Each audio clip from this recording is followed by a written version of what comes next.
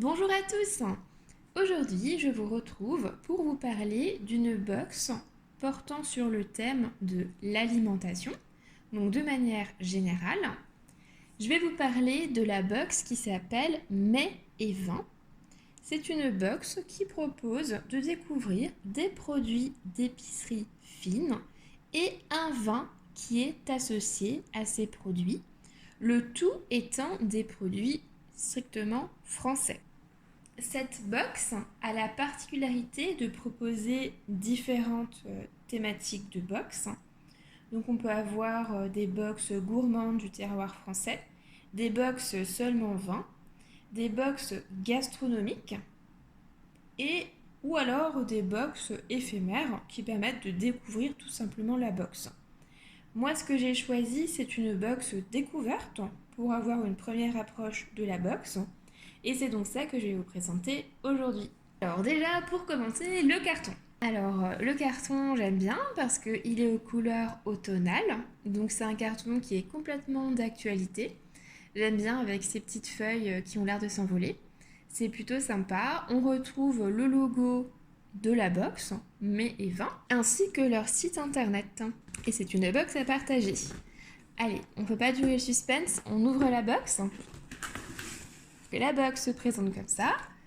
Donc on retrouve un petit livret explicatif qu'on regardera tout à l'heure. Et on retrouve les produits donc dans la box qui sont entourés d'une espèce de paille qui permet de les préserver et d'éviter qu'ils se cassent. Et ici, on a une petite phrase donc, que je vais traduire qui veut dire « Sauvez l'eau, buvez du vin ». Donc une petite touche d'ironie.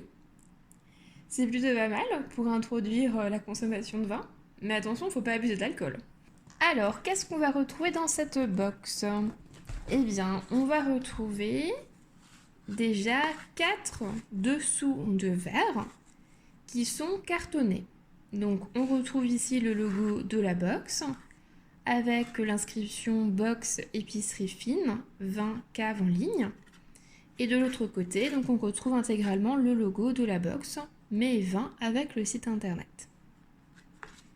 Donc c'est pas mal pour protéger la table.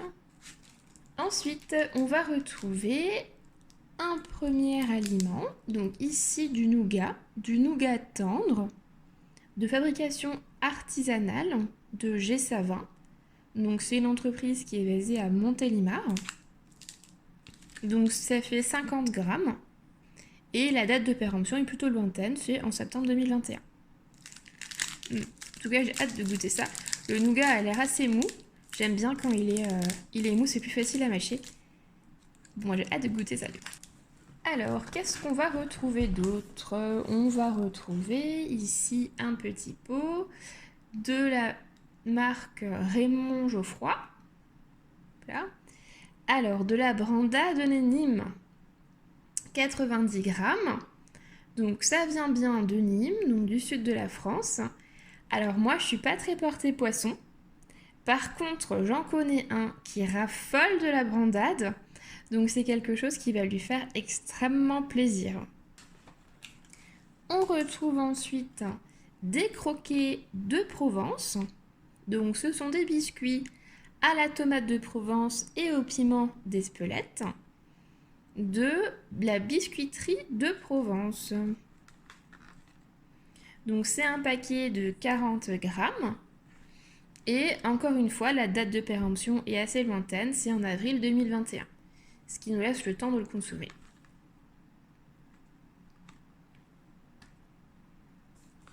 Et enfin, ce qu'on va retrouver, c'est la bouteille de vin.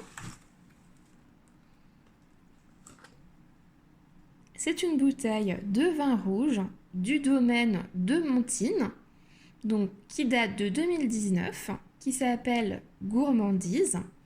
Et c'est un vin qui a reçu une médaille d'or au concours général agricole de Paris en 2020.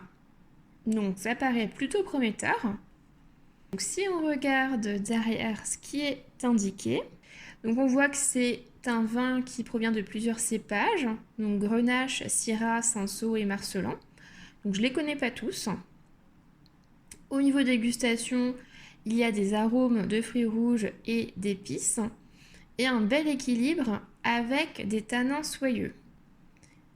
Alors j'ai toujours un peu peur moi avec les vins rouges parce que je suis assez sensible à l'amertume, surtout qui provient des tanins. Donc je suis assez curieuse de goûter celui-là parce que je pense que les fruits rouges et les épices devraient un petit peu les masquer. Mais à voir. Ce qui est bien aussi, c'est que ici on retrouve la température à laquelle servir les vins, donc le vin. Donc ici 16 à 18 degrés. Et encore une fois, c'est une production donc, de la France, ici de Grignan. Et en général, ce que je fais quand je ne connais pas un vin, je vais sur l'application Vivino, qui est une application où en fait chacun peut commenter les vins qu'il a consommés et donner son avis sur différents points, notamment les arômes. Donc j'aime bien aller sur l'application là, puisque ça donne des indications plutôt intéressantes. Donc le vin a l'air plutôt prometteur, j'ai hâte de goûter ça. Et pour finir, donc, on a le petit livret qui va expliquer les clés de la dégustation.